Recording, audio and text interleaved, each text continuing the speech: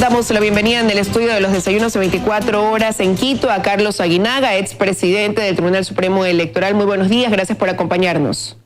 Buenos días, Liz. Un saludo a los televidentes de Teleamazonas y de Desayunos Teleamazonas. Muchas gracias. Antes del 24 de marzo ya se hablaba de la necesidad de reformas al Código de la Democracia y después de ese proceso electoral con mayor razón y comienzan a surgir algunas propuestas con varias observaciones o varias recomendaciones de cambio. Una de esas tiene que ver con la cantidad de candidatos a propósito de estas últimas elecciones. Y quiero empezar preguntándole si usted considera que ser candidato se ha convertido en un negocio en este país. Bueno, efectivamente tenemos un sistema de partidos realmente que no refleja las condiciones de gobernabilidad de un sistema democrático. Este exceso de candidatos responde realmente no a una dinámica de gobernabilidad o de funcionamiento del sistema político y del sistema de partidos. Por el contrario, más bien responde a un interés cortoplacista de ciertos grupos, organizaciones o intereses de carácter personal, porque el diseño institucional del sistema político, del sistema de partidos y del sistema electoral ecuatoriano es un diseño pésimo, hay que decirlo. Realmente debemos pensar en una gran reforma electoral que piense en varias dimensiones. Primero, la dimensión de una reforma desde el punto de vista doctrinario jurídico. Segundo, desde el punto de vista político. Tercero, desde el punto de vista técnico. Y cuarto, y esto es fundamental, una reforma desde el punto de vista ciudadano. Eso es esencial para vincular al ciudadano con el ejercicio de la política y bajar los niveles de desencanto que hoy existe entre ciudadanía y partidos políticos. Pero vinculándolos, ¿de qué manera? ¿Cuál sería el camino precisamente para no caer también en esta proliferación de candidatos?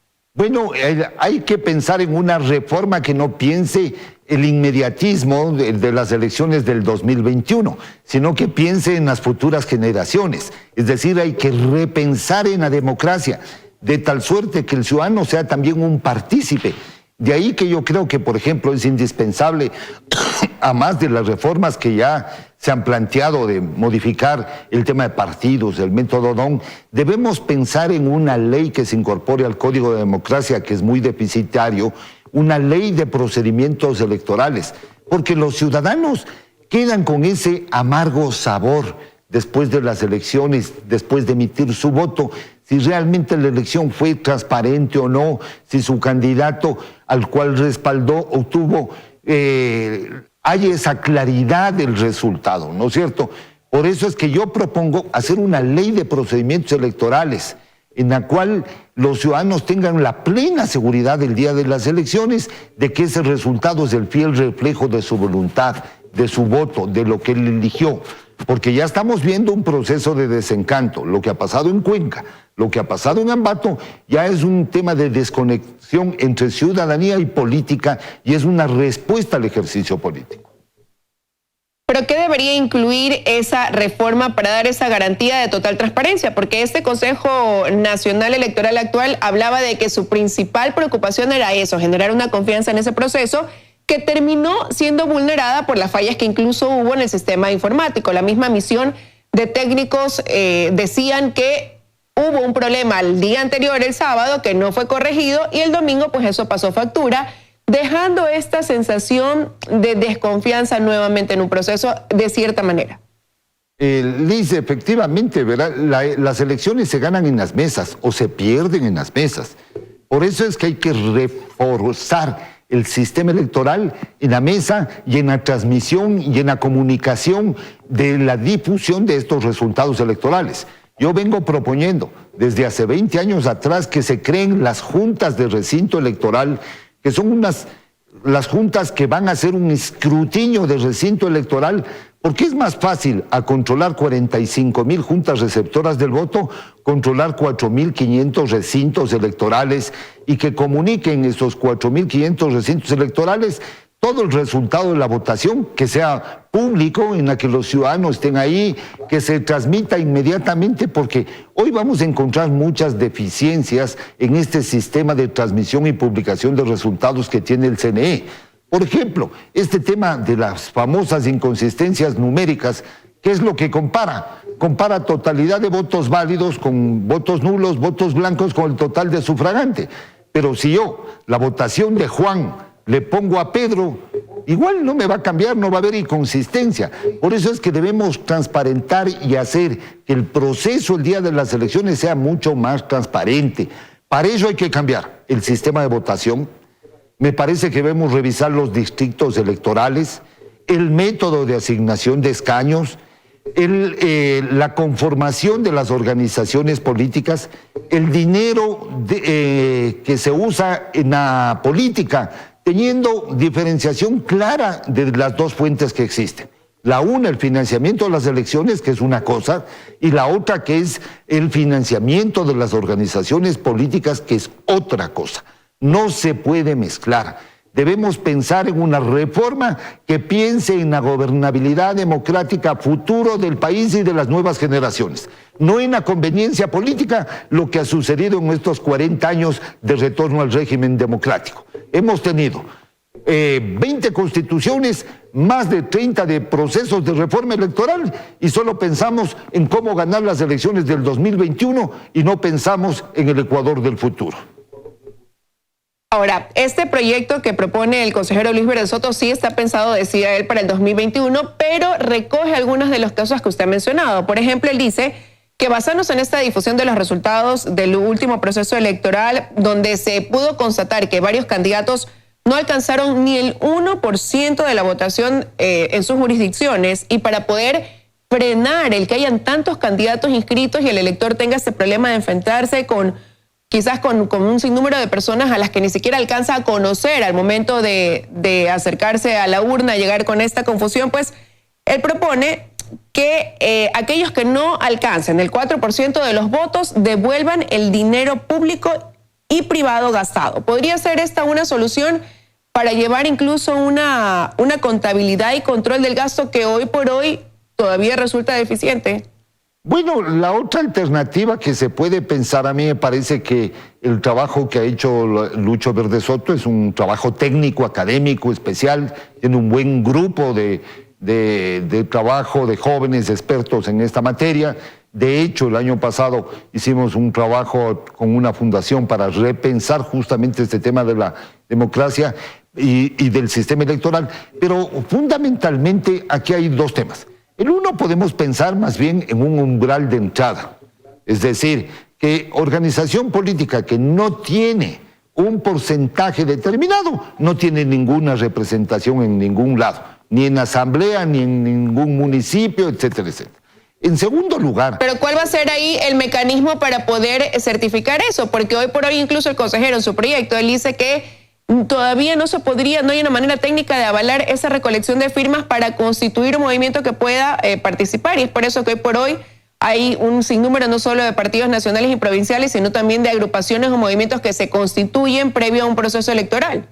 Liz, este sistema de constitución de movimientos políticos es un sistema mañoso, es un sistema que está originado en la trampa, en la compra de firmas. No hay esta vinculación de los políticos con los ciudadanos. Usted vio la ciudadanía en estos últimos 2, 3 años, ver 200 organizaciones en las calles recogiendo firmas, 289. ¿Vieron? Yo le pregunto a la señora, yo ni les hemos visto. Entonces la pregunta es, ¿de dónde recogieron las firmas? Yo creo que aquellas organizaciones que no cumplieron este mínimo del 1.5% del registro electoral deben ser eliminadas de un solo acto, porque hay un engaño que se hizo a la autoridad electoral y a la ciudadanía. A mí me parece que esto se ha convertido en un sistema perverso y de negocio de respaldos. Y es por eso que los ciudadanos, el rato que van a las urnas, ni siquiera les conocen. Son 280 organizaciones políticas, es una barbaridad. Lo que hace es fragmentar y distorsionar el sistema de partidos. A ello se suma que adicionalmente hay sectores políticos, grandes sectores políticos, a los cuales les conviene la fragmentación. Y mientras más candidatos existan, bueno, hay una frase que dice divide y vencerás. Por eso es que hoy hay alcaldes que se han electo con el 20% o 21%, o 23%, o 25% de los votos válidos, que pasándole a todos los sufragantes ese porcentaje se va a reducir a un 17-18%. Ahora, usted decía que debe haber transparencia tanto en el gasto público como en el gasto privado, y en el caso del gasto privado lo que se recomienda en este proyecto de reformas al Código de la Democracia es que haya un registro público de donantes que vaya conectado con instituciones como el Servicio de Rentas Internas, la Contraloría, la Fiscalía, el Tribunal Contencioso Electoral. ¿Podría ser este mecanismo idóneo para poder tener transparencia en ese sentido? En cuanto al financiamiento por parte del Estado y a la financiación privada de la actividad política, realmente tenemos que pensar profundamente. El Ecuador ha pasado del no control al excesivo control. Por ejemplo, si hay que desmitificar este tema, porque si voy yo solo a depender del papá Estado, del control Estado, ¿no es cierto? Realmente, en este caso ya vimos ahora, si yo doy 10 millones de dólares para 80,000 candidatos, o doy 10 millones de dólares para 20,000 candidatos, los efectos van a ser distintos. Pero adicionalmente, ahí viene también la perversidad. Es decir, que quien esté en el ejercicio del poder político y del poder público, dice, bueno, les voy a dar un poquito nomás de propaganda o de recursos, ¿no es cierto? Pero tampoco no podemos dejar de no dar. ¿Por qué razón? Porque después van a venir los grupos ilícitos, el dinero del narcotráfico a financiar la política, y tenemos que tener controles. Yo creo que tenemos que trabajar en un sistema mixto, mucho más claro, mucho más transparente, de tal suerte que no tengamos los problemas que hoy sucede y que hoy ya hemos visto en estos 10 años de democracia. Este sistema no funciona, realmente no funciona y tiene que haber un cambio. Incluyendo los medios digitales, que fue un tema que estuvo ahora en debate justamente previo a este proceso del 24 de marzo, ya comenzar a considerarlo conforme a la evolución también que tiene la tecnología y a que se convierta también en un medio de difusión para el candidato. Bueno, los medios digitales van tomando fuerza, las campañas digitales, la penetración en redes sociales.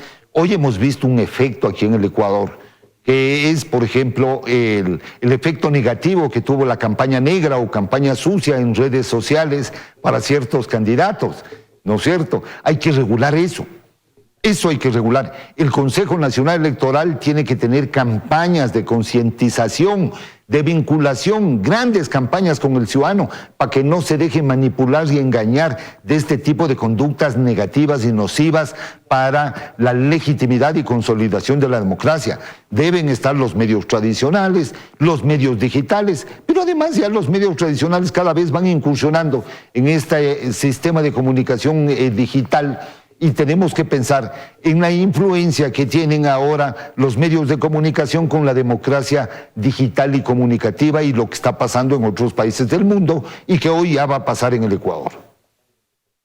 Por ahí hace unos segundos usted me decía que llegó a pasar en este último proceso que hay candidatos que ganaron con un mínimo porcentaje y que se crea esta competencia desleal porque hay algunos a los que ni siquiera el electorado alcanzó a conocer. Y ahí surge la propuesta de ir a un debate obligatorio, porque durante estas últimas elecciones hubo instituciones que organizaron debates donde no todos asistieron. Por lo general, aquel candidato que sentía que lideraba pues el proceso prefirió no ingresar a un debate público. ¿Debería sí regresarse a la aplicación de que sea una norma obligatoria dentro del proceso?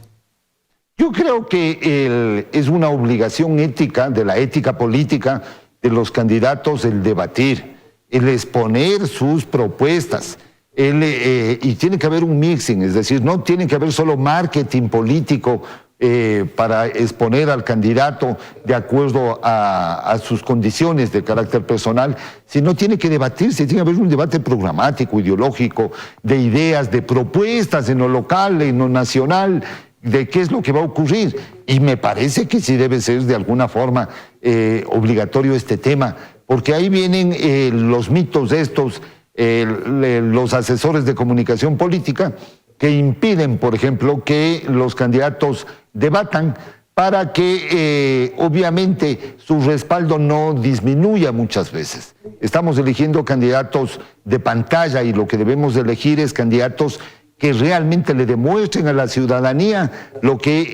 de lo que pueden ser capaces. Pero adicionalmente hay que mejorar algunas cosas. Yo creo que hay que eliminar existió al comienzo del retorno al régimen democrático, las prohibiciones para que los parientes, primos, hermanos o cónyuges estén en un mismo municipio, en un mismo consejo, en una misma asamblea.